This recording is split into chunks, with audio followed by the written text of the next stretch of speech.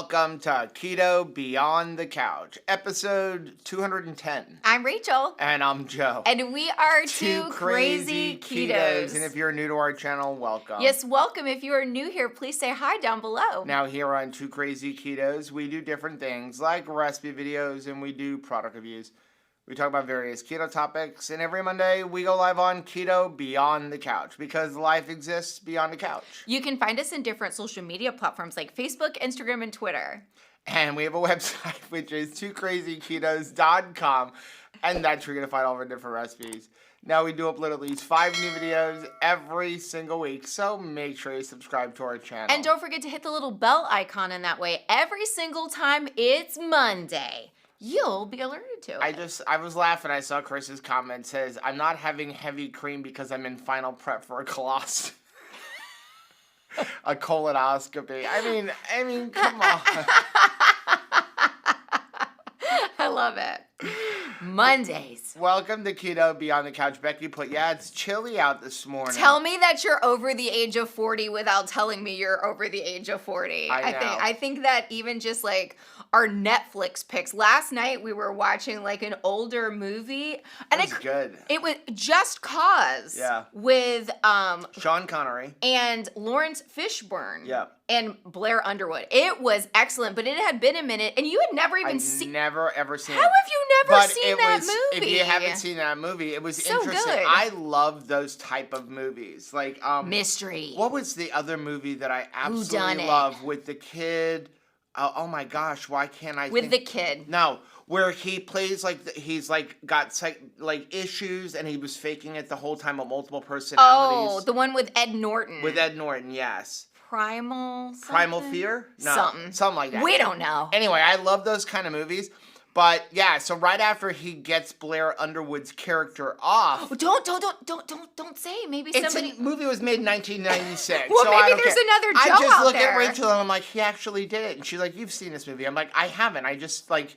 Okay, the way he said that, and she was like, well, you got to keep watching now. I love little mysteries. So, anyway, welcome to Keto Beyond the Couch. Yes. Keto Beyond the Couch is all about subscribers. We love to celebrate wins and answer questions from the last week. We do this live, and we don't really pay too much attention to the chat until the very end. So, if you have a question regarding what we're talking about, either wait until the end, the last 10 or 15 minutes, or you can use the super chat function, which is a little $ thing down below. That helps benefit the channel, which we greatly appreciate, so that we can complete our mission or continue on our mission of changing the world one ribeye at a time. It helps pay for us going to conferences and things like that. Yeah. And then when you use the super chat function, it highlights our screen so we see the comment right away. I just want to say welcome to Nancy Tanner, who I see is saying that this is the first time that she is in a live with us. We're so happy that you're here. And I'd like to know by cartwheel, send us up a cartwheel emoji, if this is your first time also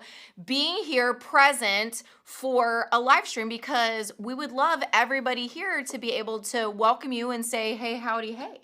Yeah. So, yeah, I just saw Becca. Becca had put a thing up about going to KetoCon. Beautiful, Becca. We're on the countdown for KetoCon. We are. Rita also noted, we're only a month away, folks. Yep. 1 month away. Now, I know that there are still some people. I think Kelly Hanlon is one of those people who has a ticket for KetoCon that she purchased way back when they were first releasing it. And then she has some travel commitments with her family that where she won't be able to go to KetoCon. So she still is offering up her ticket at that $100 price. Right. So reach out in the family if you do not have tickets to KetoCon and you're interested in going. It's not too late. And I believe that you can still trade those tickets like that until April 1st. Yes. April 1st is the deadline for that. So if you're interested in going, don't miss out. Also, if you're a channel supporter over on Mighty Networks, keep an eye out. We got a special post coming up for KetoCon. So make sure you're watching out for that for all of our channel supporters over on Mighty Networks. Okay, we're going to get into Keto Beyond the Couch. We're going to start off with our Keto College Adjunct Professor of the Week. This was an inspirational post that I found, and it was from Sonia. Hi, Sonia. She said, I think we can relate to this, all of us on this journey. So you don't have to solve your whole life overnight, and you don't have to feel ashamed for being where you are. All you have to focus on is one small thing that you can do today to get closer to where you want to be. Slowly and lightly, one step at a time, you can get there. Oh my goodness. That, I feel like that is a reoccurring. Now again, I don't pick the comments. Joe picks the comments for like Keto Beyond the Couch. I don't even see them before we sit down here. And I feel like that, Sonia, you are teaching me once again what I need to hear, which is sometimes it's like, I know I'm on the road to change and I'm making small, better changes. I'm heading in the right direction a little bit further on my journey every single week. But sometimes I can get very mad at myself that I haven't arrived yet. Like I have not seen every bad habit erased. I haven't seen like, you know, if you haven't seen your goal weight or like you have exercise goals. I did see that the title for today had to do with movement and exercise. But like if you have set in your mind, like I have a goal for myself to within a year be able to run 5 miles. That is a goal for me, okay? Today, as I'm running a half a mile, if I'm frustrated with myself that I'm not yet like fantastic at even that, right, like it's gonna be a miserable day. That's right. Let us enjoy where we're at right now. We are headed in the right direction and there are good things happening right now. Don't be like, I'm not gonna be satisfied with myself until I hit the finish line. Yeah. It's too long. It's too long of a life. I want to enjoy every day. We're going to move into our subscriber of the weeks. The first one is from David. Hey, David. David said, I hope I can convince you to move in more ways than one. I used to be pushing 300 pounds. Now I'm 170. I was pre-diabetic. I use keto and intermittent fasting paired with weight training and lists. This morning I woke up with a blood glucose of 87. Yes, I ate oats, Greek yogurt, and a banana paired with apple cider vinegar and lemon juice and water with salt, and then went and did my weight training cyclical keto this week. I'm using carbs as a pre-workout, which you absolutely do not need to do for anybody who may be asking right now. Start somewhere, even if you struggle getting out of a chair, body weights, box squats, resistant bands. It's a start. Get your steps and don't stress over numbers on a scale. I had my ups and my downs. I binged at my lowest weight of 156, a reverse dieted, struggle with eating enough to fuel my body at times. I've cleared up my skin from psoriasis, and I have autoimmune disorder, rotator cuff injury from being hit by a car, and I can get fluid on the knees. I want you to know that you can do this. It's mental. You can overcome. You have to want to. Are you ready? Yeah. Oh, David, way Remember, to go. 300 pounds. Look at those muscles, dude. Like, that is fantastic. And I'm so thankful that you said that it really is a mental game. A lot of times we put ourselves in the classification of there are so many things that physically we can't do that we talk about it being like a physical obstacle. For instance, Joe had an ankle injury. He could say, I can't work out in this way and that way and this way because of my limitations based on this injury. But I'm telling you, the limitation begins right here. If you decide, I am going to find a way to move my body, you will. You will be successful. If you focus on what you can't do, you will not do anything else. You won't do anything new. Yeah. If you decide like movement is the bridge I die on, I'm not going to do it, then you won't. You're right. I can tell you right now, you will be successful in not doing anything. And for a long time, that was my attitude of like, let me tell you about all my can'ts. And it kept me in the can't. Yeah. Until I decided, like, I will find some way here to move. I can problem solve. If I can't do one thing, can I do something else? That's true. So one thing I did want to address on there, he mentioned cyclical keto when adding carbs with his workouts. When you get to that point, you can try to do that, okay? People say, well, do you need carbs on keto if you want to build muscle? No, ask Robert Sykes. Now, people have also said to me, like Danny Vega will occasionally put some carbs. When we're talking about carbs, he's talking about sweet potatoes and Right. jicama and stuff like that. When we look like Danny Vega, then I can look at that. But if we're trying to lose weight, we absolutely do not need carbs. And you can build muscle without carbs. Absolutely. Carbs is not an essential item in our body. We don't need it, and we don't, have to use it to lift weights or build muscle. And if you're trying to actively lose weight, it probably will be a hindrance because it's a fuel and we want our body to be fueled by fat. But once you get to that point and you've gotten down to that weight and you're building up that muscle, you're going to burn off those carbs as you're doing those weightlifting. And he obviously doesn't have a whole lot of body fat anymore. No, you're doing fantastic, sir. Next one is from Sheriff Scott. Hello. Said, on keto journey, I started a little over 3.5 years ago. Scott has lost over 60 pounds, reversed prediabetes, depression, GERD, no more severe back, neck pain, plantar fasciitis, bad skin issues, sleep apnea, and with a CPAP machine and IBS. Scott's body, mind, and energy have changed in many positive ways. Good. He's maintained his 60-pound fat loss and continues building muscle by enjoying lifting weights, hiking, and staying active. I've lost over 60 pounds. My 21 years of chronic rheumatoid arthritis is in remission, which was extremely debilitating, reduced all over inflammation, no longer on poisonous prescriptions like Enbrel, reversed prediabetes, anxiety, and hypertension. Wow. I've maintained my 60-pound fat loss and enjoyed power walking, hiking, strength training, and staying active. We're continuing to have better metabolic health, all because we started eating a ketogenic lifestyle 3.5 years ago. Oh my gracious. Look at this adorable couple. Oh my gosh. You guys look literally 10 years younger. Like, that is absolutely amazing. Way to go. And when you see that great big list of positive change. That's right. Doesn't it seem preposterous that you would tack on to the end of that, but I haven't hit my goal weight yet, so I decided that I'm not going to be happy with my life. Right. Right? Because, and you can see that, right?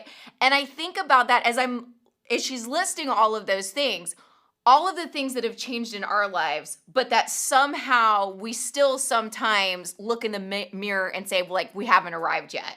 I want to still be ... ticked off about something, right? It's just so crazy because there's just so much good stuff going on there. That is the focus. All of the positive things, and that's why I ask people all the time, if you never lost another pound, but you had all of those results, you were able to enjoy life more, you're able to do a lot of different things, would you be happy? And you need to work hard to find the answer to that being yes. Now, will the weight loss come? Yes. Could it be possibly be very slow? Yes. But you get all of these positive things. You know, I went diving yesterday, and I'm glad I got out because the morning was very calm, and then it got pretty nasty out. But I went diving with these two other guys, and it almost annoyed me because I look at where my health is at 52, and actually it was three other guys, but two of them were like half my age. Right. And we had to end the dive early. We were 45 minutes into a dive at 40 feet of water on the reef. And he's like, okay, we got to wrap it up. I got to go up. I'm low on air. And I'm looking and I'm like, well, this stinks because I'm looking at my pressure gauge and I've still got a half a tank left. Like, I could easily have stayed down for another 45 minutes, except for the captain said you can only stay down for an hour. But I could have stayed down for another 15 minutes. But they were so out of shape that they're sucking down air. It's not that I'm special. It's just that I've worked hard to improve my health. And because I don't have 100 pounds of fat, because I've improved my moving around and just going for long walks and things like that, I'm able to do more things and enjoy my life, even though I still have 10 pounds that I want to lose. Well, and it's every, decision that you're making for better health. You're putting it into, like, you're investing, you're putting it into your, like, ATM, and you think to yourself, well, this is how I'm depositing it, and I'm going to withdraw it as far as, like, how my clothes fit, or the fact that I can just walk at, Universal Studios or something. You don't realize when you deposit into better health by making good choices like we do every single day and for years, just consistency, where are you going to withdraw that? Where you're going to want to utilize that health? 5 years ago, you didn't know that you were going to be scuba diving. You didn't know that better health. No, I thought I gave up the hobby forever. Would be experiencing so much joy and so much relaxation, but you making good choices actually helps you enjoy relaxation better. Right. Yeah. It's crazy. Next one we have is from Kathy. Hey, Kathy. Kathy said, hello, everyone. I just wanted to share my progress from the last year. I didn't start keto, but I cut out gluten, dairy, corn, and soy after being diagnosed with Hashimoto's and as pre-diabetic. In 1 year, I've lost almost 50 pounds. I've dropped from an 18W to a 14, almost 12. My A1C has gone down, and I'm almost no longer pre-diabetic. Wow. I may have stalled, but I'm not giving up. Thanks for giving me a support group that understands me. I love it. Ready? Oh, Kathy, I love it. And you know what I love even more? Your beautiful face continuing to smile, smile, smile. I mean, isn't that beautiful? I mean, just the smile widening. And I would say that as you feel better in your body just by making those choices, I think about what would happen if people just decided I'm going to get rid of sugar and go gluten-free? There's a lot of things that begin happening. And I feel as you start to feel not inflamed all the time and addicted to stuff, it just helps you to kind of make more and more good choices. Because as I feel better, I'm is there any more room for feeling even better? What's the next level of feeling better? Right. I just saw this. I just wanted to say, Joe. She said, Brenda said, Joe, thank you for your advice to talk to my doctor. He's decided to get, and the rest got cut off. But yeah, so Brenda had messaged and said that she was having some issues, and I'm I think we need to talk to our doctor in this situation. And I just wanted to bring up, our doctors aren't evil people. Not at all. And we need to, if you can, find a low-carb doctor. We recorded our podcast with Dr. Lyons. Oh, I can't wait for you to hear it. It's coming out this week. So I finished editing it today. He's amazing.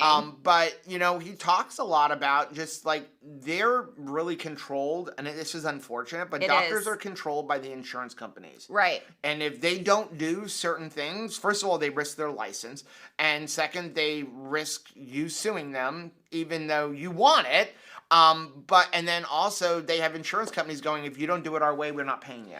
It was interesting to talk to him because, I really want to tell the doctor side of the story also. Because I think a lot of times we get just angry at them and we don't realize how their hands are really tied. And he talks a little bit about his journey of making the very tough decision of taking himself out of the insurance cycle, and then because he doesn't accept insurance, he can kind of do what he wants. And he had, but you know what? That takes a lot of bravery. Yeah, that takes a lot. I mean, you are jumping into the unknown. That's a whole way of doing things after 20 years of being in practice and doing things one way to take that giant leap of faith. I feel like he's doing in his job what we do in our diet, right? Yeah. And so I'm really excited for you guys to hear that podcast. Let's take a quick fade to black and come back with comments. I hope you're having a great week. Kathy said, today's day one with no heavy cream in my coffee. Coffee with no cream is just sad brown water. I agree. So I'm just skipping coffee altogether. Okay. Let's see if I survive the morning. You know what? That is an option. Yep. I love that. Way to decide that I'm not going to be have a lackluster experience, but if I need to change some things and if I can't have coffee without heavy cream, then fine. I will try having no coffee. There are options. Brandon said the rest of the advice was to get a CGM. Oh, good. Good. I'm really glad. I think and that's a long conversation with Dr. Lenskis. Yeah. Is CGMs, why they're important. So Penny said, my husband and I watched Conspiracy Theory with Mel Gibson. Yes, love that movie. That was a good movie too. That's one of those whodunits. Juju said 93 days till summer. I want to commit to 15 minutes of walking daily or movement indoors if Doable. raining. if I do more, great, but 15 minutes is totally doable. 15 That's minutes is doable. That's right. It is Doable. doable. Anybody who says they can't, we're just not thinking hard enough. Even if we have mobility issues, you can sit in your chair and do some kind of movement. You know, if we used to watch that My 600-Pound Life, right? And there were times when they couldn't do anything, and the doctors would have somebody just in bed moving their arms, punching in the arms and Seriously. stuff. We can do something. Don't you tell me what you can't do. You tell me what you can do. Yep. First comment is from Michelle. Hey, Michelle. It said, I've been at a stall for 4 months. Last week, I went cold turkey on coffee and dairy. Yesterday, I stopped Truvia sweetener. Each Truvia packet has 2 carbs. I would have 3 cups of coffee with 4 packets in each cup, then add a whole bunch of packets to my water. I figured I was getting almost 40 carbs from Truvia alone, not counting any carbs from food. I was using Truvia as a crutch for 2 years. No more keto sweeteners for me. This is tough, but I'm doing it. Have it a blessed week. Wow. Thank you for pointing that out. And I think that this is like, it's a hard thing to come to terms with, but it is something that we need to face personally. There may be something in your life that you're like, I just like this so much, I don't want to face the carbs, but then at the same time, keep stating things like, I'm confused why I'm at a stall. You're not confused. It's just that until you're ready to We're not deal, being real with ourselves. If I'm not willing to deal with my issue, that's precisely how long I'm gonna have this issue. Yeah. And you know what? Everybody's issue is different, and there's no judgment. You know, there's just no judgment. But it's like when we take time to face it, that's when you will move forward. You're like, how long am I going to be in this stall? Precisely as long as you're going to be stubborn about not facing the thing that you have the problem with. Yeah. And this is preaching to the choir because we've both had to come to terms with things that we have a hard time with. I have a hard time with nuts. He has a hard time with cheese. We both have a hard time with heavy whipping cream. So like we have to put it in its proper place or understand that we will be stalled. Yeah. So one thing I wanted to say with the sweeteners is people will message us say, why do you guys use stevia or sucralose? Because those are 0 total carbs. All of the erythritol and those kind of things have carbs in them. And I'm sorry, they are going to affect you. Like, I love allulose. It is going to affect you, especially if you're having that much. That's why we believe in counting total carbs, because then you kind of limit yourself. If you're going to be real with yourself, you're going to limit yourself to how much you can have. But if you use like liquid stevia or liquid monk fruit, like I have some right here, or liquid sucralose, there's 0 total carbs in that. And because there's 0 total carbs, I'm okay having a little bit of it. Yeah. Julie wanted to know, who is Robert Sykes? Someone help, I need to look him up. Robert Sykes, also known as Keto Savage. So if you go on YouTube to Keto Savage, you can go to ketosavage.com, ketobrick.com. We'll also have links for him. He created the Keto Brick, but Robert is a natural competitive bodybuilder. I don't even know how long he's been doing keto at this point. I know it's longer than myself. So I believe he's close to 10 years at this point, and he does 0 carbs, mostly meat. He does like meat and bricks pretty much. And he's amazing. I'm just inspired by him because he's like almost half my age.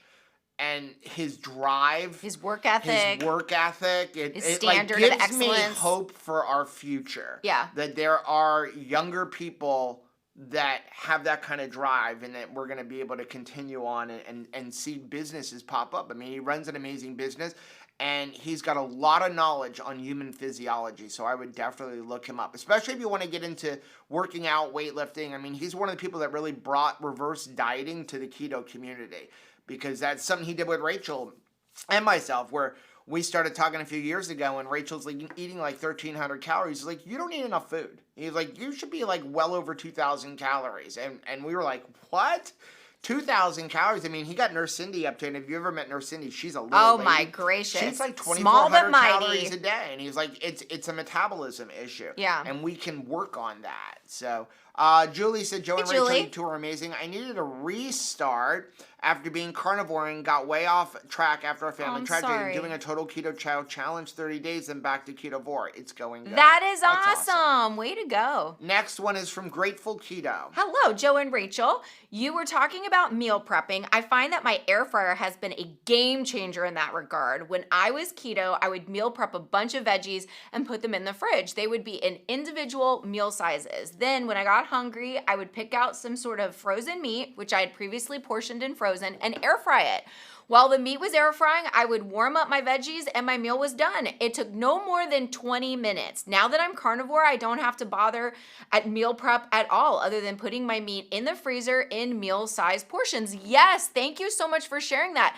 Meal prep can be super easy, and I leverage that. Like, it doesn't have to be complicated, and buying a couple of very strategic small appliances can just make life easier. If hey, when, like, this morning I was making breakfast for Caleb. He loves just simple scrambled eggs and some bacon, and I used our air fryer this morning too. It didn't fog up the whole kitchen. Like, it cooked up quick. I was able to do other things, feed all the animals in the house while I was cooking. I just love utilizing easy things. Yeah. Next one is from Sharon. Hey, Sharon. Being able to sprint is more important than distance running. Yes, it is. So we're going to start talking a little bit about exercise. So people ask us, do I need to exercise on keto? Yes, you do. Will you have results if you don't exercise on keto? At the beginning, possibly. Especially if you were very heavy like we were. Super heavy and you had a horrible diet and you never moved. Yeah, there's a good chance you're going to have a huge result. Is it going to last? Probably not. Especially as we take the weight off. Our body's used to burning a certain amount of fuel, and things are going to change. We talked in the past about the fact that our body wants to remain in homeostasis. So it takes a lot of energy for your body to move when you're obese. Yeah. As you take off some of that weight, your body doesn't take that much energy, so it will start slowing down metabolism just because you're losing weight. Not even if you're under eating. Just because you're losing weight, your body's like, I don't need this much energy to move anymore. So it will slow things down. So what kind of exercise do you need to do? Do you need to go to the gym for 2 or 3 hours a day? No, you don't. As a matter of fact, I would highly advise against. I know somebody's going to yell at me right now. I would advise against that. That is not a good thing. Chronic exercise can lead to other issues. That's another whole video that we don't have enough time to talk about. So what should you be doing on keto, or just in general, even if you're not on keto? You should move every day. Yeah. Every day you need to move. 15 to 30 minutes. It doesn't have to be a lot of movement. It doesn't have to be heavy. It doesn't have to be running on a treadmill. You just need to move. I don't care if, 6 times a day you walk around a lap around your house for 10 minutes. Just move every day. You can do simple things like if you're going to the mailbox, do that 5 times. If you have to take your garbage cans, like the garbage men are right now just picking up our garbage, go out, grab the garbage cans, bring them back to the house, bring them back out. Do that 5 or 6 times. You just, quadrupled your movement. Do simple things like that. Then from there, you need to do functional fitness. Things like push-ups, pull-ups, squats, and planks. And what's a squat? Every time you go to the restroom, get up and down 5 times. Yeah. You're doing squats. We sit down every day and stand up. The Same problem thing is that on we the don't. couch. Yeah, and you can do that. Like, just sit up and stand up and sit 5 times in a row before you sit down on the couch to watch a show or something. There's no excuse for not moving, and you don't want to not move. What is the point of getting slimmer and getting healthier if you're not going to do something with it? Right. There's just really no point to it. And I'm gonna tell you, you're gonna feel very frustrated in your body because you're going to have all of this energy to do stuff, and it's like you're continuing to tell your body, "Shut up." That's right. I know you want to move, but like be frustrated. Right. Now, why do you want to do push-ups, pull-ups, squats, and planks? Because it's going to build muscle. Muscle helps you burn fat. Then you only want to do that like 2 or 3 times a week. Then you want to lift heavy things occasionally. Go to Home Depot, carry some bags of rock around. You don't have to have a gym membership for any of this stuff. And then once every 7 to 10 days, do some sprinting. Sprinting is very simple, and it doesn't have to be running. Sprinting could be on a treadmill. Sprinting could be on a rowing machine, on a bicycle. And what it is for about 15 to 20 seconds, you're going to go, sorry if I offend anybody, balls to the wall. As hard as you can. You want to get yourself completely out of breath. You want to tax your heart. You want to get your heart rate as high as you possibly can go for 15 to 20 seconds. Then you're going to stop and just walk or whatever you need to do to get your heart rate back down to complete normal.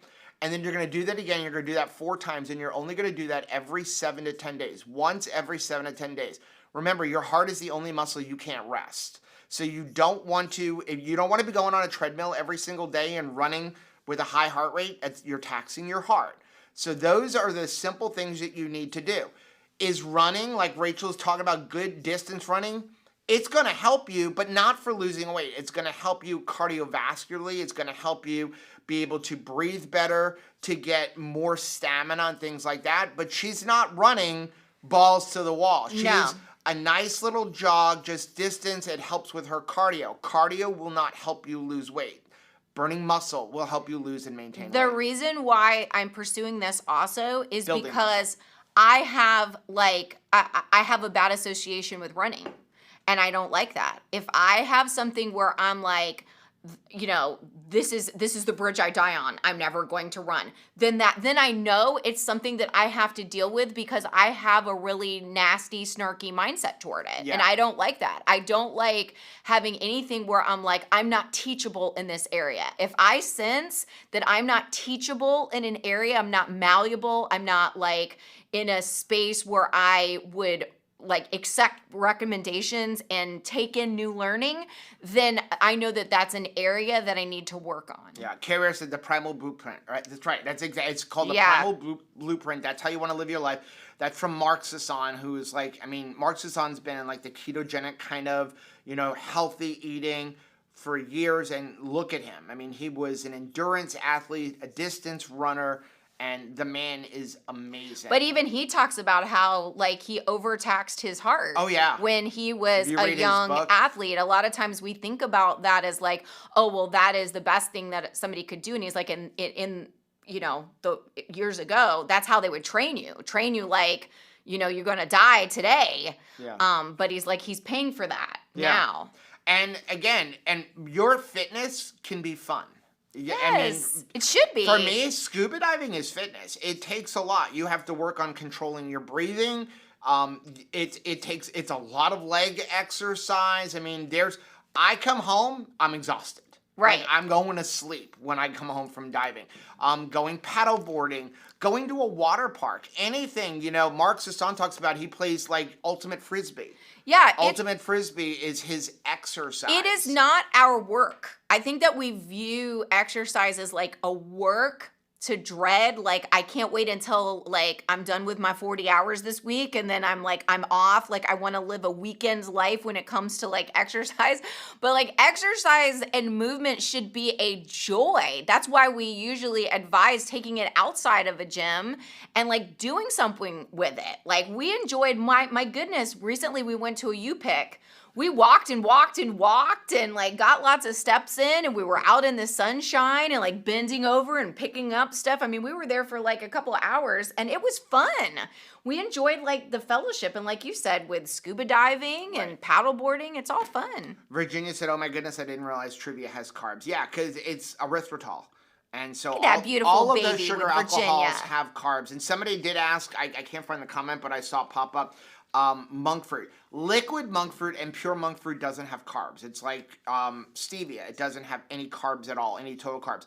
And if you buy granular monk fruit, it's generally going to have carbs because monk fruit itself is extremely sweet. And so because it's so sweet, you can't measure it out easily. It's like a serving equal to a teaspoon of sugar is like 1/64th of a teaspoon. It's like almost impossible to measure out. So what they do is they blend erythritol with monk fruit. So the monk fruit has the erythritol becomes the bulking agent basically. The problem is now you end up with carbs. So you have to use a liquid monk fruit or find the granular and figure out how you're going to measure it I out. love how you guys are kind of dropping in the chat some like recommendations for fun exercise. So Julie says, I play the drums. Let me tell you, it's exercise That's too. right. You are so right. In fact, I will watch drummers and it is amazing to me, like, you know, and that is something that is really just fun and beautiful. Michelle says, I love dancing. Yeah, and I don't have to be a professional ballroom dancer. I can rock it like while I'm folding my laundry. Again, I love how creative, because it used to be that I was somebody that's like, I don't enjoy exercising and I just never will. And it became a pursuit for me, like trying to understand how to keto. It was hard for me to understand, like, how do I live out this keto diet? I had to learn. I had to figure it out. I had to do things differently. Breakfast, lunch, and dinner. I had to learn how to eat keto. Well, I have to learn how to move. How am I going to make it actually work? Yeah. I also saw somebody else real quick. They just said sucralose is poison. I personally disagree. There's no studies that show that. There's one study on rats. We're not rats. The rats were on a ketogenic diet, and they were feeding them like 94 times the amount of a serving of sucralose. So again, it's I look at everything as a poison, and you have to choose what is enough for you. Does everybody need to have sucralose? No. I personally don't mind it. It doesn't bother me. It doesn't affect me. But listen, walking around right now, we're being poisoned by Wi-Fi. It's like you can only do so much. To me, 90% is good enough.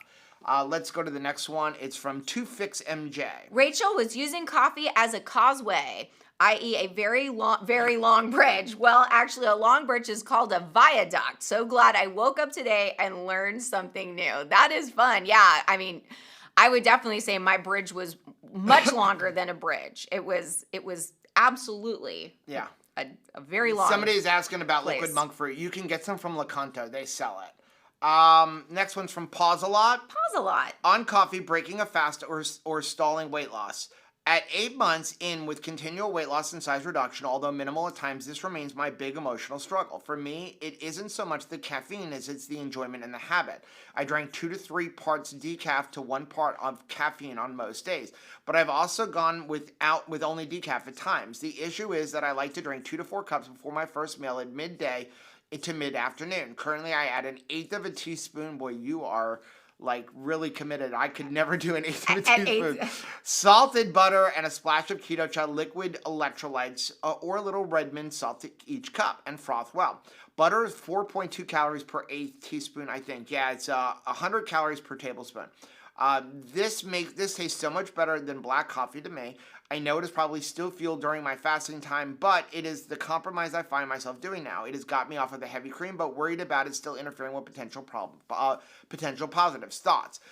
It is a tiny amount. I mean, I would not personally not worry about 4 calories. However, if you're continuing to have results, continue to do it. Yeah. If you start stalling out or start looking at and going, hey, something is going on, cut it out for a little while and see if that changes. But you're looking at, you're drinking 2 to 4 cups. So 4 cups, 1/8 of a teaspoon. So that would be that you're having 1/2 of a teaspoon of butter throughout the day. So that's like 25 total calories. I personally would not worry about that. If you chew gum, that's less calories than somebody who's chewing gum. And I mean sugar-free gum that is keto-friendly, because all of those have calories in there. That is about this. That's actually the same amount of calories that you're even going to find in like an Element or any of the powdered electrolytes. So I personally wouldn't worry about it so long as you're continuing to have results. Can I just say because I think sometimes we can get like just so fixated on like precision in like the nutrition area of our life, especially when it comes to like, keto. Is there an eighth of a teaspoon of stress reduction that could be done in your life? Because getting rid of that stress may impact more. Right. Is there an eighth of a teaspoon of better sleep that you could incorporate? Is there an eighth of a teaspoon of more movement you could do? I think that like it's very important for us to see like, we're super, super careful about like the food, but let's make sure we're looking at everything. Mm-hmm. Let's take a quick fade to black and come back with the rest of the comments. Yay. We're You still always here. say something. And I know it looks weird when we do this, especially when it's in the live, because it's like, well, no ads fill the space. If we don't put that in there, YouTube will put an ad every 5 minutes. Right. And as soon as this goes off, YouTube will add an ad every 5 minutes. And if I do that, they will only put an ad wherever we have that, and then they'll put an ad if they feel it was a break. So long as we continue to talk, which is not a problem for us, it doesn't put a lot of ads. Otherwise, it'll just put them every 5 minutes. It does take a couple of hours. Now, if you are using like YouTube Premium, I think is what they call it now. It used to be called YouTube Red, where you pay to not have ads, which we do. We really highly recommend that. Then all you see is a fade to black. You won't ever actually see the ad that we say we're putting in. But it's not us. It's a YouTube thing. I saw a comment from Yvonne said, thank you. I caught myself being upset about a stall. I had to remind myself that I've already lost 90 pounds. Now, if I'd never lose the last 20, I'd still be happy. I'm so proud of you, because that is an incredible amount of weight loss. Bird Loves Pain said, yep. Have all doctors tell me what they can't tell me with a few wink, nudge. Right, yeah. And it's funny because when we were talking to Dr. Lenskes, he said when he discovered keto, which he actually discovered from a patient who lost a bunch of weight, and he started going, okay, I want to tell all my patients about this, but I can't because I'll lose my license. So he's like, patients would ask me, Doc, how did you lose weight? And he'd be like, well, I'm doing this. I can't tell you to do it, but I'm going to tell you what I was doing. But isn't that sad? Right. That they can't, like, again, we want our doctors to talk about the importance of nutrition, but this is an area where it is like they have to walk on eggshells. Like, it's really, really, like, I feel bad for them. Like, that's got to be very stressful, because you're like, I know what I can suggest to you, but I can't suggest it to you. Next one's from Elizabeth. Hey, Elizabeth. Well, that does it. Hearing that sometimes Rachel will do element like a pixie stick sitting in the airport. Didn't want to mess up the water in my water bottle, so I sprinkled a little of the watermelon salt right on my tongue. Perfection. I'm telling you what. And even the chocolate salt one from Element is really, really good. It tastes really good. So, yeah, I'm glad I could help. It's fun. Next one is from... Don't even attempt to say, but hello. It's so good to see you. Has anyone experienced keto rash? Can you give me tips and encouragement? I just realized I had it now. Yesterday, I thought it was an insect bite, so painful. I started keto February 1st and was doing well at a beef, butter, bacon, egg. Okay. This month. Some more details that might help. I was out of a 41-hour fast when the rash started. Have been on beef, butter, bacon, egg for 15 days. Constipation for the last 2 days since the rash started. Again, we are not doctors, nurses, or health professionals. Everything we talk about is based on our own personal experience, what we have learned and experimented on our own bodies, and what we have learned from talking to people who are doctors, nurses, and health professionals, and research and things that I've learned through becoming a certified master coach. 90% sure that you're experiencing oxalate dumping. Yeah. So, especially when we first get started on keto, or if we're doing what a lot of people call very dirty keto. Dirty keto is like adding a lot of garbage and stuff into our keto, doing if it fits my macros kind of thing. If you're using a lot of almond flour and things that have oxalates in there, when you, first of all, do a long fast, that's one way to dump the oxalates quick. And then, or if you're doing beef, butter, bacon, egg, where you eliminate everything that has oxalates, you end up with oxalate dumping, which many times, and then this is not a bad thing. It's getting the poisons out of your system. But it's got to surface. But it's got to go somewhere, and one of the places it surfaces with rashes. Now, how do you get rid of it? you've got to just deal with it. It could take a week. It could take a couple of weeks. It could take like a month, depending on how many oxalates are built up in your system. The only way through it is to continue doing what you're doing. Yeah, and that's frustrating. I'm so sorry. The good news is But it means that you're healing. You're healing, and then you get to decide once you're done with like an elimination of some sort, like you're doing triple B and E and you're eliminating stuff. And I'm gonna tell you, anybody that's ever done a triple B and E course with us, it always comes out that even when they thought, I identify as ketovore, like I'm really pretty close to like 0 carbs. Once they do that great big elimination, they realize they were eating more carbs than they thought. Right? I mean, it just kind of naturally comes out. And we're not talking about vegetable carbs. No, I'm just you just don't realize like how it adds up, even in like seasonings and sauces. Yeah. You know, so yeah, I'm not surprised that's happening. I'm sorry that that's happening, but at least it allows you to kind of have a conversation with yourself about like when, you know, you get a little further past triple B and E, like what do you want to reincorporate? Yeah. Now, as far as the constipation, increased fat, increased salt. Those are the two things that generally cause constipation, especially on keto. But for most people, when people get constipated, it's usually because they're low on sodium and they're not eating enough fat. I think it was Juju that asked, do you think Benadryl would work for oxalate dumping? It might make you feel better. It's not, Benadryl is like an antihistamine, and this is just your body getting rid of poisons. It's like when you get pimples, your body's getting rid of the poisons, the toxins somewhere. Right. But it might make you feel better. So any of those anti-itch creams would probably help you not feel, with feeling better. Let's move on to the next one. Next one's from Rhea. Hey, so I'm updating my 72-hour emergency kit. One nice thing, the clothes in it are a little bit too big, but now I don't know what food to put in it. Everything that came out of my kit was super high in carbs. It's all going to the food bank. Now I'm looking for any suggestions and what to put into my 72-hour kit that is keto. Meat sticks is like my first thought. I was going to say meat sticks. So we're coming up on hurricane season. Yeah. And I mean, I was actually thinking, because we were talking the other day, we're in the process of, I've got the diagram in my head, I've got it on my computer, now it's sourcing the materials to upgrade our RV to have like 800 amp hours of battery with like 600 watts of solar and stuff. But I was thinking about like, that's like prepping, right? And again, I'm not a doomsday prepper, but we do experience hurricanes here. Yes, we do. And if we get our RV in that drove situation, through one last year. We literally could live in our RV and still have power just from the sun and from a generator for a little bit if you needed it. But every year I have to go through and like, do we have enough? We have experienced 2 to 4 weeks with no power from hurricanes, and it's do not you fun. have stuff? So what are some of the things that we used to prep for hurricanes?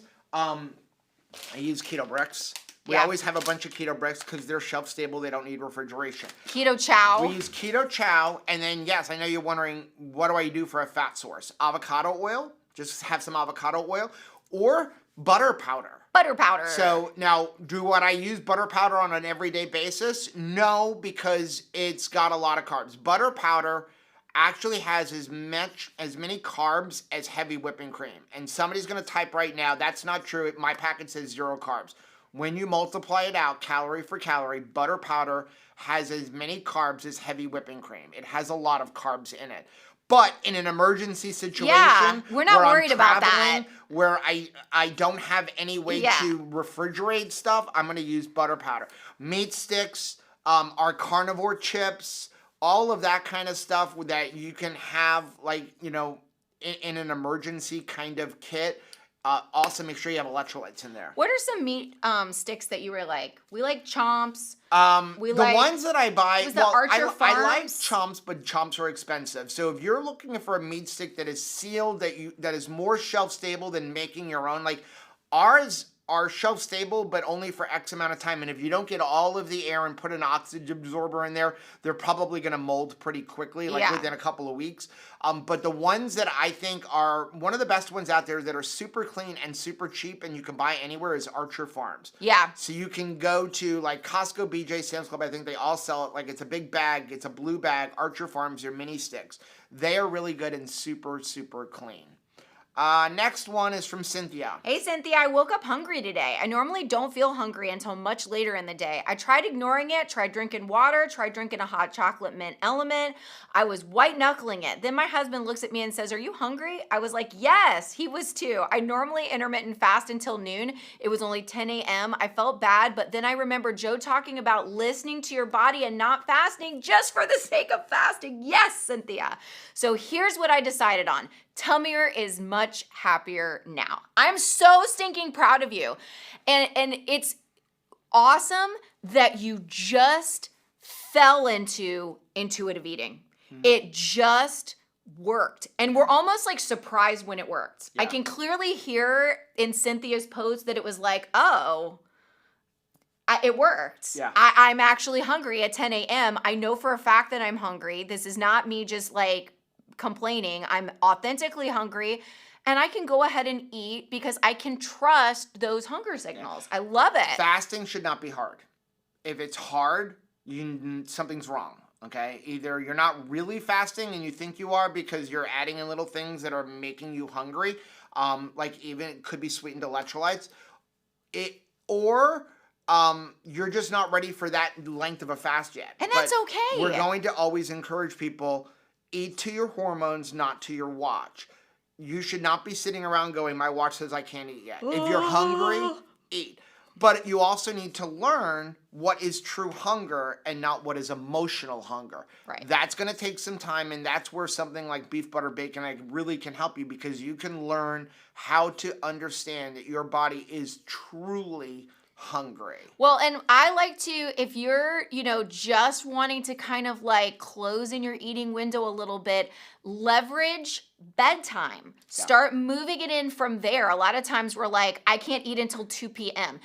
It might be easier for you to like stop eating at like 7 p.m. instead of 9 p.m., like, you know what I mean? And go to bed and get that as like, ooh, I just added 2 hours to my intermittent fasting, and that was easy to do. Instead of like pushing through the morning, if you're like, I really want to have some breakfast, it's okay. You get to decide what your intermittent fasting schedule like and what your eating window looks like. Don't try to like enforce somebody else's schedule on you because you're like, well, that's what I think everybody else is doing. That's right. Next one's from Nancy. Hey, Nancy. Hi, all. I want to do triple B&E. The issue is I have a slight allergy to eggs. I'm happy to leave them out. However, wondering if anyone had a suggestion for a different item. Thanks. I would just do beef, butter, bacon, egg without eggs. Now, the only thing I'm going to add to this is for most people who have an allergy to eggs, egg allergies are generally childhood allergies. They're not adult issues.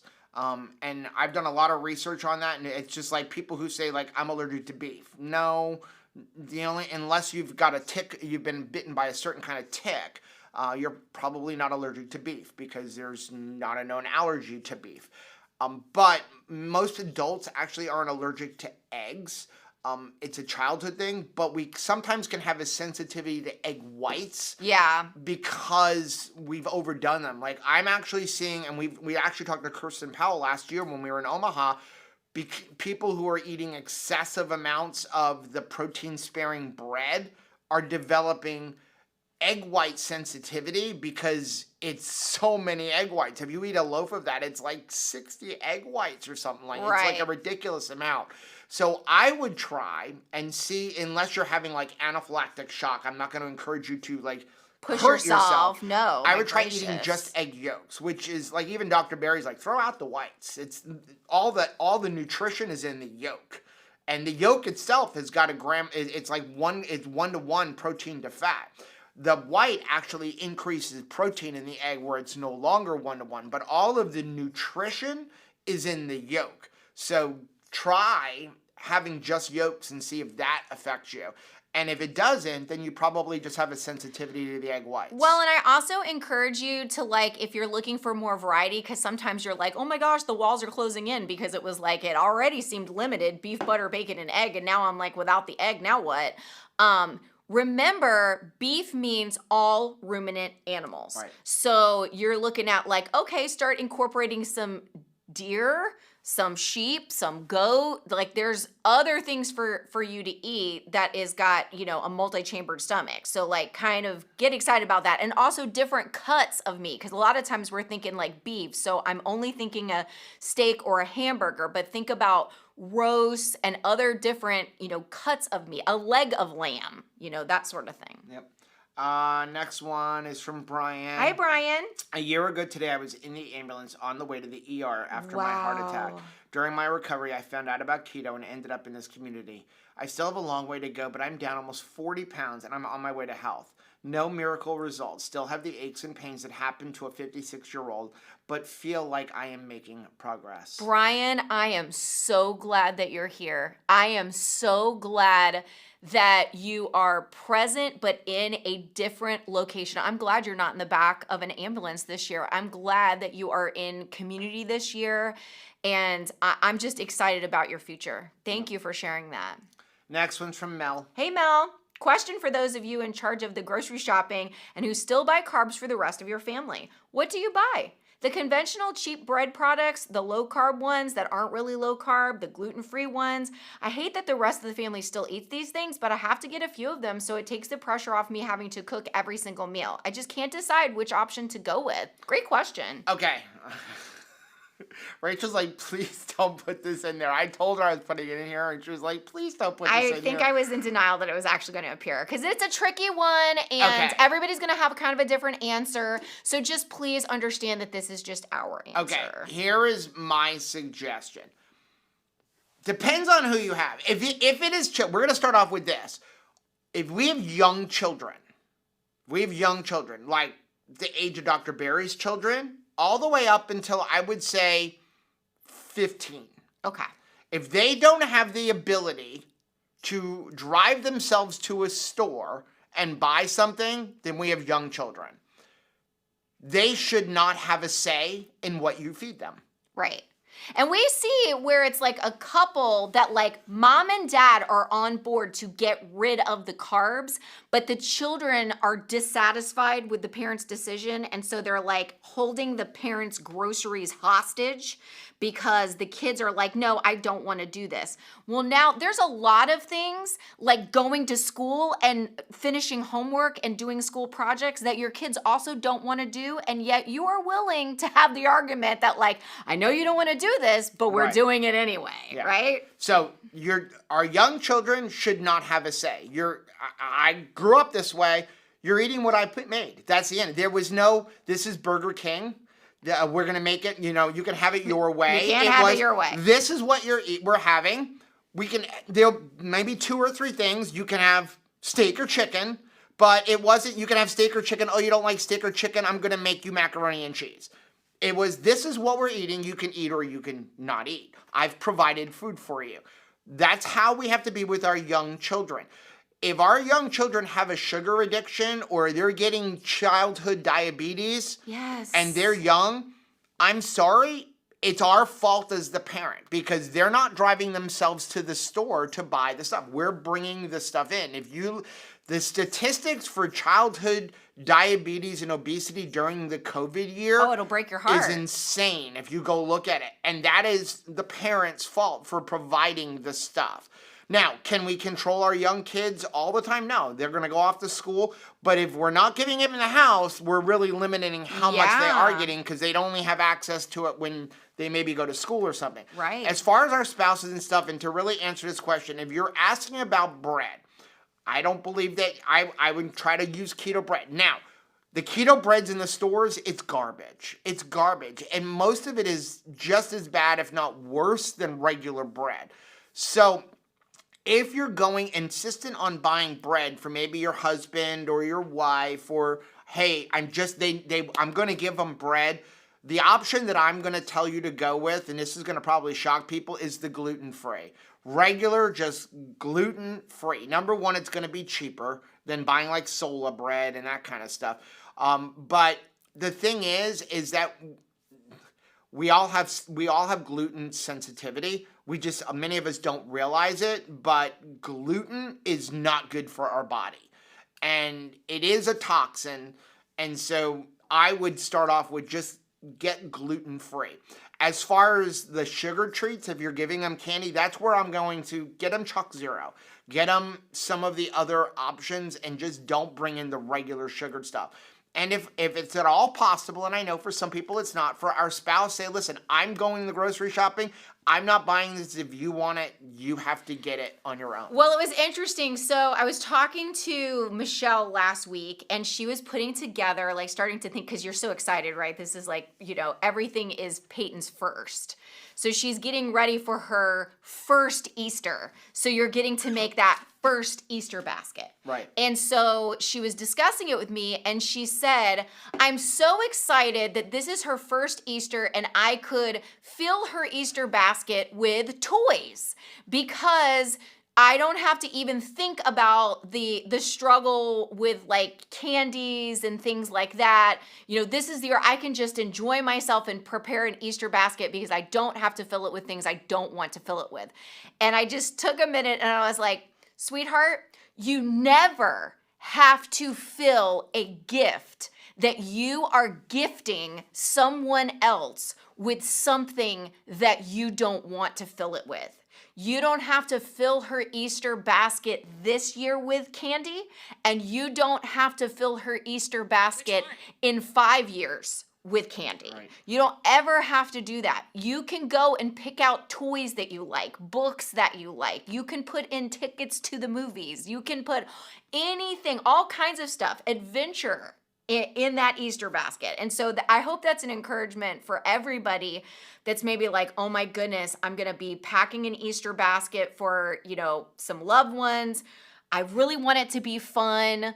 How do I make it fun without candy? There's lots of things that you can put in an Easter basket that's fun for the kids that they will enjoy, that has nothing to do with even putting something in their mouth. You don't even have to like switch it out and say, okay, kids, we're going to have an Easter basket comprised completely of meat sticks because we're keto now. You can fill it with other things, right? Right.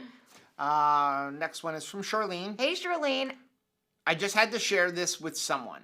I ended up in the hospital 2 days ago. I had a cyst rupture and an infection isn't responding to antibiotics, so I'm getting IV dripped antibiotic. Anyhow, my night shift nurse is an Ethiopian man, cute as he can be. But because my chart says diabetic, he wanted to give me insulin and also check my blood sugar. Oh, wow. I said I don't need insulin because my blood sugar is excellent, and I gave him my reversing it through Keto Talk. He said, okay, no insulin, but he still wants to check my sugar. So I told him I'd do it this once to make him feel better. He had the assistant check it. They were both shocked. 1:05 after my evening meal. Tell me more about this keto, they said. So I did, and they took notes. Wow. That's our responsibility. You do not realize the influence that you have on the people around you. And, we don't take like a snarky or like a nasty attitude. I think that you stewarded this opportunity perfectly. And that is, you took it to lovingly like educate somebody. You were willing to like get stuck. You gave blood in order for them to learn this lesson, right? Like, and you shared this information. And look, you think, well, they're not going to take notes. They're not going to try to learn from me. They are in like the medical profession, position, and I'm just the patient. I have nothing to teach people. Clearly, that's not true. So thank you for sharing this example of when somebody lovingly shared results and forward momentum, and you see a medical professional that's like taking notes on this. And how are they going to care differently for their patients because of this lesson that you shared with them? Yep. One more. It's from Debbie. Hey, Debbie. Country living gives exercise. There you go. Today it's gathering tree limbs, moving burning piles, and sitting by a fire, cleaning in the chicken coop, lots of walking, lifting, and tugging. We've had coffee, but haven't wanted food. I think that 16-ounce ribeye last night is keeping me fueled. Debbie. Functional fitness. Perfect example. Your house looks fantastic now. You're taking care of like animals that you love. Like these are all good and beneficial things because you're willing to move and get this exercise in. You're beautifying your space. You're keeping things clean. You're taking care of animals. Again, It doesn't have to be hard. It doesn't have to be something that we hate. We can enjoy getting movement in. And then look, you made that beautiful pile and you were able to burn that debris. And there is nothing that I enjoy more than like sitting and watching a fire, right? Yeah. Ultimately, you were willing to put some hard work in, and then you're actually able to enjoy a beautiful sight at the end of it. And I think that that's super, super cute. Let's jump into some of these comments. Dennis said, Joe Hey, and Rachel, Dennis. exercising your soleus muscles can not only reduce blood glucose by 52%, Wow. that's right, but even 60% of your serum insulin at the same time. Calf muscles are easy and cannot be over-exercised. I love that.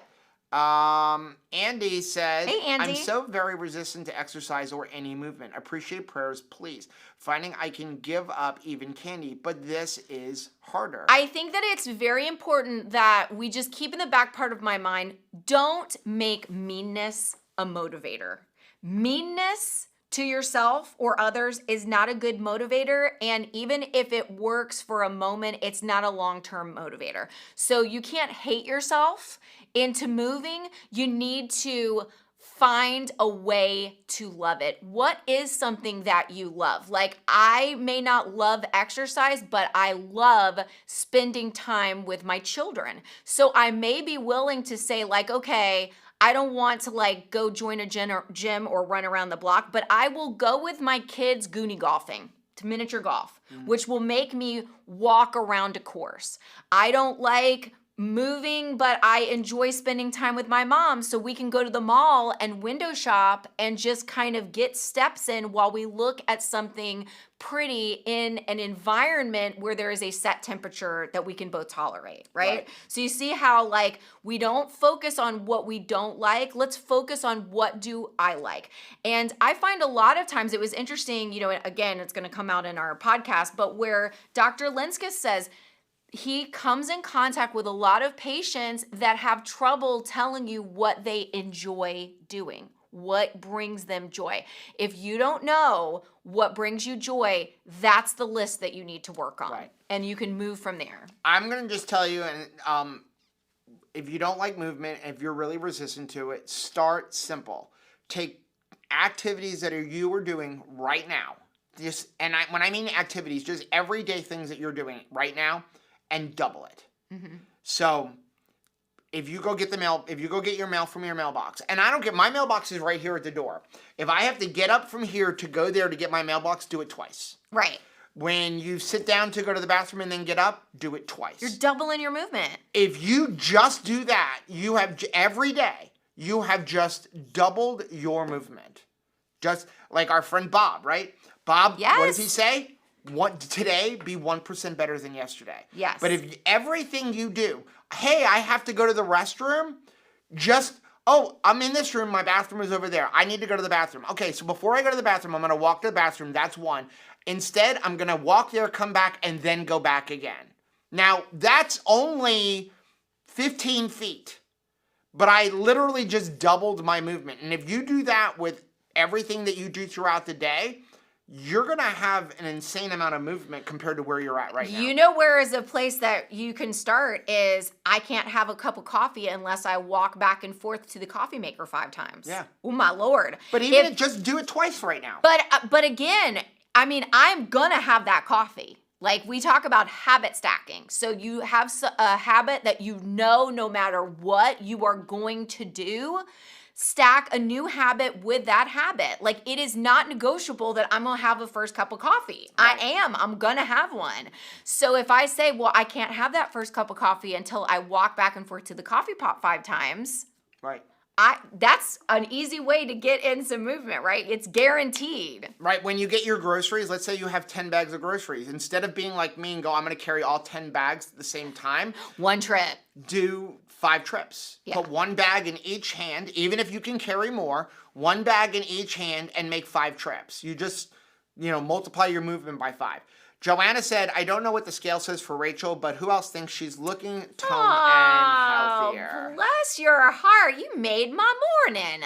Terry said, when I had a personal trainer, he would tell me if I didn't have to do cardio because I danced salsa 5 to 6 times a week. Ooh. I only did resistance with him. Started to do dance like this again. Dance less. I love that so much. I've always wanted to take dance lessons, and I think that that is so cool.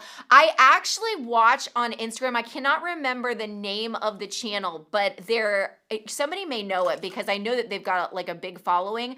But it is a group of young men who do in-sync roller skating around a roller rink. So they're kind of like dance skating, do you know what I mean? But they're able to move their legs to like the music, and it is just so stinking cool to watch.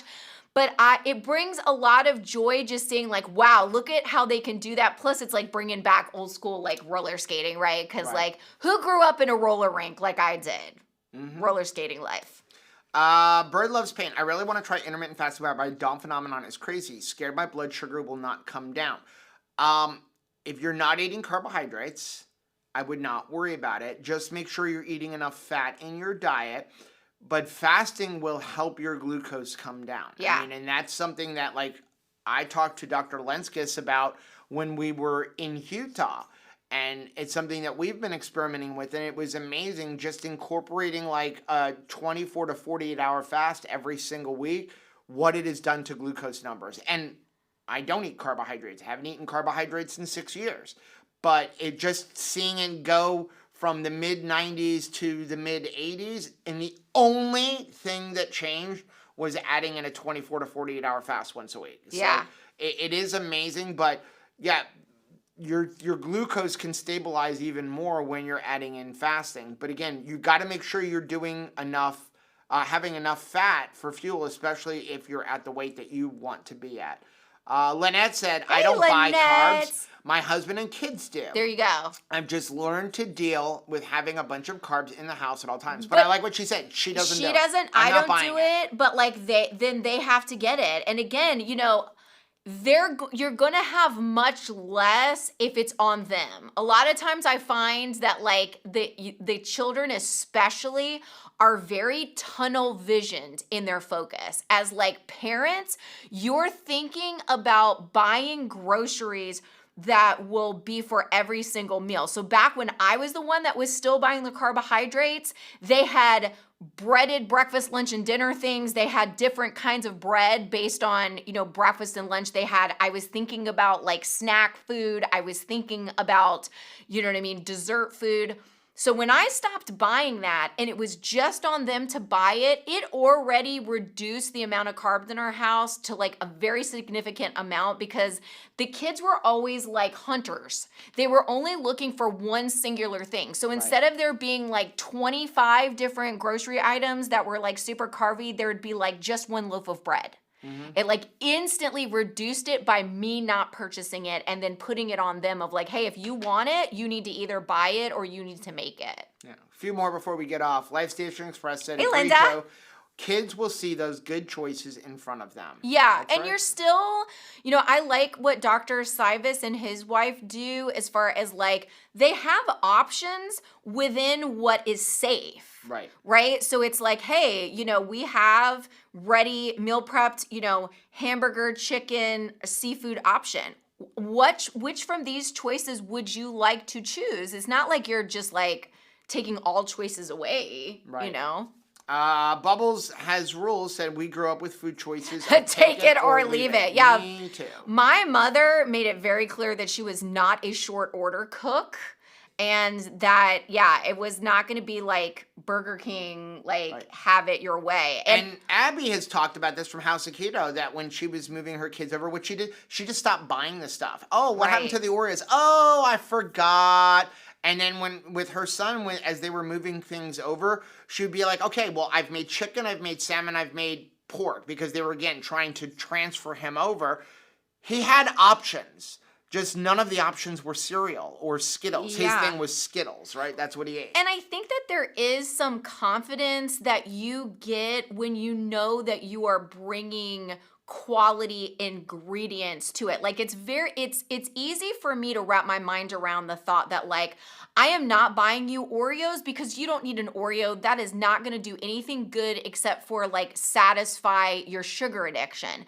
But when I know, hey, I've got good eggs for you, I've got nice cuts of beef for you, like I have quality ingredients, like mommy's buying like the good canned salmon and the good chicken. So like, I don't feel like I need to apologize for what I do have in the refrigerator because what I do have is like really nice quality ingredients. Right. So I feel good about that. Vicky said this is the time that you are forming, we're talking about kids here, obviously. Yeah. Their likes and their dislikes for the future. Their health is the future that depends on it. Yeah, you're crafting, you're having a say in their palate for the future. And you'll see like, people that talk about, by the age of 5, they've really, that is the cuisine that they leverage moving forward the rest of their life. Right. So I really want to make sure that the kids have like a wide variety of like proteins that they like and vegetables. Like everybody has met somebody that can only eat macaroni and cheese. It's so kids, frustrating, right? Why do they like macaroni and cheese? Because we gave it to them as a kid because it was engineered by Kraft to have more sugar, to have a bliss point so that they want more, and we gave that to them. Super fast. They would not be wanting and craving macaroni and cheese at 15 if I wasn't giving it to them when they were 5, because they wouldn't have known. Right. Now, why was I giving it to them at 5? Because it was easy. Right? It's super easy, and I know we need to get off, but it is super easy to open up a package and stick it in the microwave. It takes time to cook our kids a good meal. It does. It takes time. That's part of the problem with society with little kids right now is it's easier to give them an iPad. Right? It's easier to give them an iPad or turn on the television. It's hard. Instead of go out and actually sit down on the floor and do things with our children. But we need to work hard to help our kids be better when they get older. That's right. Diane said, I lost control of what my kids ate once they got into middle school. Their friends were not helpful. Once they got used to sugar, it was over. The good news is that when they're home, though, if you're like, okay, if they're having 3 meals a day and one of them is in the presence of their friends, okay, I lose that battle, but 2 out of 3 ain't bad, yo. That's like right. I am going to at least we're going to have one situation where and this is a great one. If dinner time and the evening time is the time that you have a bunch of influence and they're expecting to eat something good, isn't that good? Think about like how much damage I've done to myself in the evening time. It was in the evening time that I not only chose a bad dinner, but I chose like how to unwind in a very like not helpful way. That was when my nighttime snacking was taking place. So I'm really thankful that we have a way to like steward the evening time. So if the only thing that you get to have a say in for your kids is that evening meal and like the evening time, praise God. Like that is a great time to have control over. Last one. Actually, it's not the last one. Hey, Mary. Mary said, 2 Crazy Ketos has an amazing interview with Abby from House of Keto regarding feeding spontaneous. It was go watch so fun to interview her at Ketopalooza. So this one is the last one. Bonnie said, Joe, for making yogurt, would the whey from the last batch work as a starter? Yes, it will. And you don't need a lot of it, just like a couple tablespoons. What is it? Like by 3 times, we usually stop using it as the starter culture because it starts to get a little sour. So. Well, we are going to get off. The topic for today was exercise, and it turned into should we feed our kids keto? Right. That's okay. You know what? You never know where it's going to go. You never know. We appreciate everybody for joining us. Yes. We will be back live, I think. No, I know I have a game on Thursday. Hopefully it's not a late game. He knows not to assign me for late games. We will be back live Thursday at 8:30 p.m. Eastern Time. We love you guys. Bye.